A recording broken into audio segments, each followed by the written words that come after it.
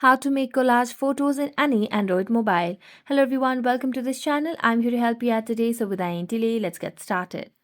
Now, in order to make collage photos, the device or generally the phone does not have the inbuilt feature.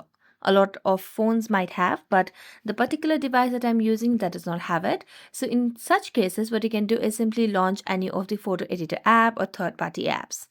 So I'm going to simply use over here in short over here for now. And as you do that, you can simply just go to the main page and then tap on collage option. Select on grid or light freestyle, any option that you'd like.